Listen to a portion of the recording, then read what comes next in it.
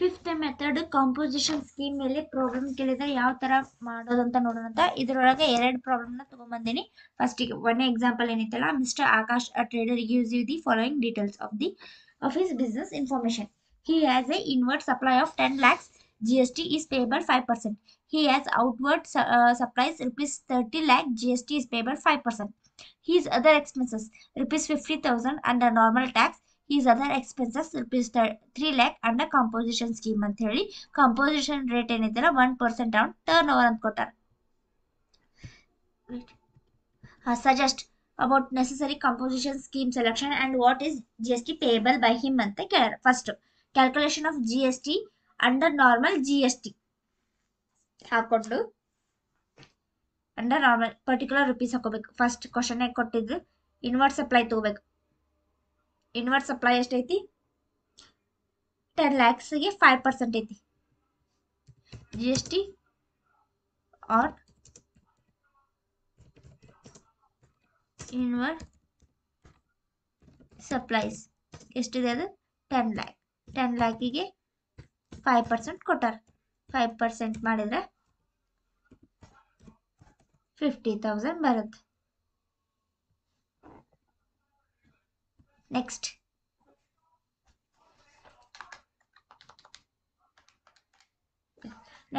he has outward supply 30 lakhs. GST 5%. GST on outward supplies ಅಂತ ಹಚ್ಚಿಕೊಂಡು 30 lakhs ಐತಿ, ಅದಕ್ಕೆ 5% ಮಾಡ್ಕೊಂಡ್ರೆ 1,50,000 ಬರುತ್ತೆ ಆನ್ಸರ್. ಇವಾಗ ಇವನ್ನೆರಡು ಕ್ಯಾಲ್ಕುಲೇಟ್ ಇದು ಆ್ಯಡ್ ಮಾಡಿದ್ರೆ 2 lakh ಬಂತು. ಇವಾಗ ನೆಕ್ಸ್ಟ್ ಲೆಸ್ ITC. ಇದಕ್ಕೆ ಇಲ್ಲಿ ಎಕ್ಸ್ಪೆನ್ಸಸ್ ಅಮೌಂಟ್ ಐತಲ್ಲ, is other expenses 50,000 under normal tax, ಆ ಅಮೌಂಟನ್ನ ಇಲ್ಲೇ ನಾವು ಲೆಸ್ ಮಾಡ್ಕೋತೀವಿ. ಈಗ 2 lakh ದಾಗ ಈ 50,000 ಲೆಸ್ ಮಾಡಿದ್ರೆ ನಮ್ಗೆ 1,50,000 ಬಂತು. ಓಕೆ, ಇಲ್ಲಿ ತನಕ ನಾರ್ಮಲ್ ಅಂಡರ್ ನಾರ್ಮಲ್ GST ಆಯ್ತು. ಇವಾಗ ಕ್ಯಾಲ್ಕುಲೇಷನ್, ಇವಾಗ ಏನು ಮಾಡಬೇಕು? Calculation of GST under composition scheme ಮಾಡಿಕೊಂಡು ಪರ್ಟಿಕ್ಯುಲರ್ ರುಪೀಸ್. ನೆಕ್ಸ್ಟ್ ಸ್ಟೆಪ್ ಇದ್ರೊಳಗೆ same GST on inward supplies ಅಂತ ಹಚ್ಚಿಕೊಂಡು ಅಲ್ಲಿ ಮೇಲೆ ಕೊಟ್ಟಿದ್ರಲ್ಲ 10 lakhಗೆ 5% ಮಾಡ್ಕೋಬೇಕು.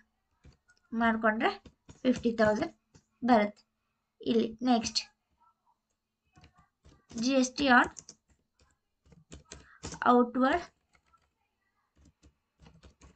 ಔಟ್ವರ್ಡ್ ಸಪ್ಲೈಸ್ ಅಂತ ಹಚ್ಕೊಂಡು 30 lakhಗೆ ಇಲ್ಲಿ ಏನು ಹೇಳ್ಯಾರ, ಇದನ್ನ ತಗೋದಿಲ್ಲ, 5% ಈ ಪರ್ಸೆಂಟೇಜ್ ತಗೋಲ್ಲ. ಅದ್ರ ಬದಲಿ ಕಾಂಪೋಸಿಷನ್ ರೇಟಿಂದು 1% ಐತಲ್ಲ, ಇದನ್ನ ಹಚ್ಕೋತೀವಿ. 30 lakhಗೆ 1% ಮಾಡ್ಕೋತೀವಿ. 1% ಮಾಡಿಕೊಂಡ್ರೆ 30,000 ಬರುತ್ತೆ. ಸೊ ಈಗ ಇವನ್ನೆರಡು ಆ್ಯಡ್ ಮಾಡಬೇಕು. 50 + 30 80,000.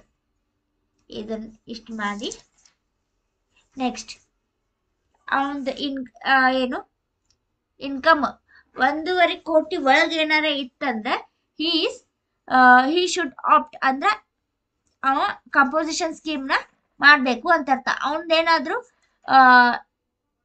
ಇನ್ಕಮ್ 1.5 ಕ್ರೋರ್ಕಿಂತ ಜಾಸ್ತಿ ಇದ್ರೆ he cannot opt composition scheme because it is lesser than, so it is higher than 1.5 ಅಂತ ಮಾಡ್ಕೋಬೇಕು. ಇವಾಗ ಇದೇನೈತಿ ಇನ್ಕಮ್ 1,50,000 ಏನೈತಲ್ಲ, ಸಾರಿ 80,000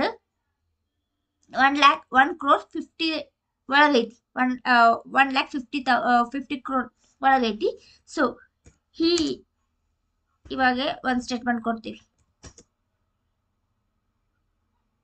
he should should opt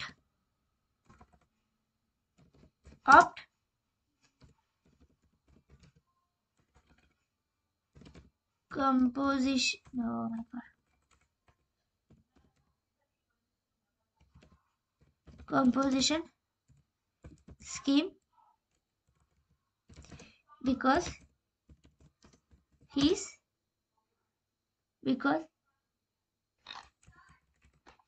because it is lesser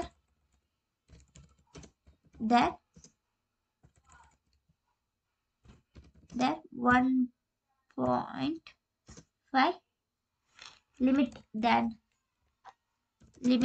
limit ಏನೈತಿ ಕಂಪೋಸಿಷನ್ ಸ್ಕೀಮ್ಗೆ 1.5 crore ಐತಿ. ಅದಕ್ಕಿಂತ ಏನ ಕಮ್ಮಿ ಐತಂದ್ರೆ he should opt. ಅದಕ್ಕಿಂತ ಜಾಸ್ತಿ ಇದ್ರೆ he cannot opt the composition scheme ಅಂತ ಬರಿಬೇಕು. ಇವಾಗ ನೆಕ್ಸ್ಟ್ ಪ್ರಾಬ್ಲಮ್ ಇನ್ನೊಂದು ಕಂಪೋಸಿಷನ್ ಸ್ಕೀಮ್ ಮೇಲೆ ಕೇಳಿದ್ರೆ ಯಾವ ತರ ಮಾಡೋದು ಅಂತ ನೋಡೋಣ ಅಂತ. ಇದ್ರ ಮೇಲೆ ಲಾಸ್ಟ್ ಟೈಮ್ ಏನೈತಲ್ಲ ಕೇಸ್ ಸ್ಟಡಿ ಕೇಳಿದ್ರು. ಸೊ ಇದನ್ನ ಸ್ವಲ್ಪ ಕರೆಕ್ಟ್ ಪ್ರಾಕ್ಟೀಸ್ ಮಾಡ್ರಿ. Next, Sonu, a trader from Hubli, supplies the following goods: intrastate taxable goods 75 lakh, exempted supply of goods 7 lakh. State whether he is eligible for composition scheme and why. Find out GST under composition scheme ಅಂತ ಹೇಳ್ಯಾರ. Calculation of aggregated turn over particular rupees. ಅದೊಂಥರ method ಆದ್ರೆ ಇಲ್ಲಿ ಬೇರೆ ತರ. ಇಲ್ಲಿ ಏನೈತಿ ಇಂಟ್ರಾಸ್ಟೇಟ್ supply, exempted supply ಅಂತ ಈ ತರ ಕೊಟ್ಟಾರ. ಸೊ ಇದೇನೈತಲ್ಲ calculation of aggregated turnover ನ ಫಸ್ಟ್ ಇಲ್ಲೇ ಕಂಡು ಹಿಡ್ತೀವಿ. ಪರ್ಟಿಕ್ಯುಲರ್ ರುಪೀಸ್ ಹಾಕೊಂಡು ಫಸ್ಟ್ ಕ್ವಶನ್ ಏನ್ ಕೊಟ್ರ ಇಂಟ್ರಾಸ್ಟೇಟ್ ಟ್ಯಾಕ್ಸೇಬಲ್ ಗುಡ್ಸ್ ಆ ಅಮೌಂಟ್ ನ ಹಂಚ್ಕೋತೀವಿ.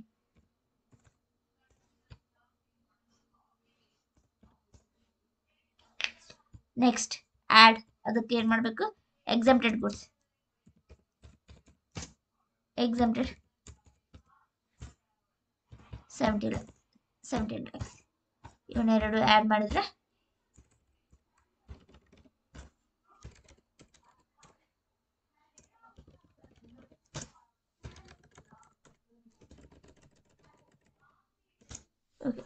ಎರಡು ಆಡ್ ಮಾಡಿದ್ರೆ 92 lakhs ಆನ್ಸರ್ ಬರುತ್ತೆ. ಸೊ ಇವಾಗ ಕಂಪೋಸಿಷನ್ ಸ್ಕೀಮ್ ನ ಆಪ್ಟ್ ಮಾಡ್ಬೇಕೋ ಇಲ್ಲ ಕೇಳ್ತಾರ. ಅವನ ಇನ್ಕಮ್ ಏನೈತಲ್ಲ, ಅವನ ಇನ್ಕಮ್ 1.5 ಕೋಟಿ ಒಳಗೈತಿ.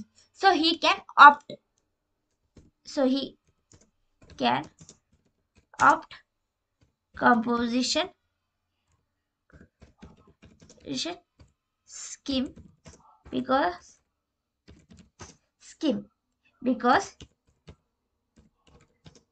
because his turnover is less than 1.5 crore. ಜಾಸ್ತಿ ಇದ್ರೆ ಮಾಡಕ್ಕಾಗಲ್ಲ. ನೆಕ್ಸ್ಟ್ ಅವ್ರೇನಂದಾರ find out GST and composition scheme ಅಂತ ಹೇಳ್ಯಾರ. ಕ್ಯಾಲ್ಕುಲೇಷನ್ ಆಫ್ GST ಅಂತ ತಕೊಂಡು ಪರ್ಟಿಕ್ಯುಲರ್ ರುಪೀಸ್ ಅಂತ ಹಾಕೋಬೇಕು. ಇವಾಗ CGST ನೆಕ್ಸ್ಟ್ SGST ಮಾಡ್ಕೋಬೇಕು. ಎದಕ್ ಮಾಡ್ಕೋಬೇಕಂದ್ರ 70 ಇದು ಇರ್ತೈತಲ್ಲ ಇಂಟ್ರಾಸ್ಟೇಟ್ ಸಪ್ಲೈ 75 lakh ಮೇಲೆ ನಾವು ಇದನ್ನ GST ಮಾಡ್ತೀವಿ. ನಮ್ದು ಕಂಪೋಸಿಷನ್ ಟರ್ನ್ ಓವರ್ ಏನೈತಿ ಏನು ಪರ್ಸೆಂಟೇಜ್ ಎಷ್ಟೈತೆ ಅಂದ್ರೆ 1% ಇರುತ್ತೆ. ಸೊ ಇಲ್ಲಿ 75 lakh ಟ್ಯಾಕ್ಸ್ 1% ಐತಿ. ಸೊ ಅದನ್ನ ನಾವು ಡಿವೈಡ್ ಬೈ 2 ಮಾಡಿದ್ರೆ ಅಂದ್ರೆ SGST ಗೆ ಹಾಫ್, CGST ಗೆ ಹಾಫ್ ಮಾಡಿದ್ರೆ ನಮ್ಗೆ ಏನ್ ಬರುತ್ತೆ 0.5 ಬರುತ್ತೆ.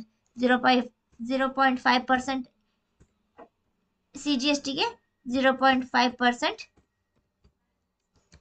ಏನೈತಲ್ಲ SGST.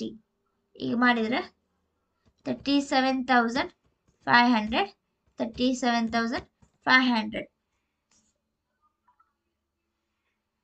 75 lakh divided by 0.5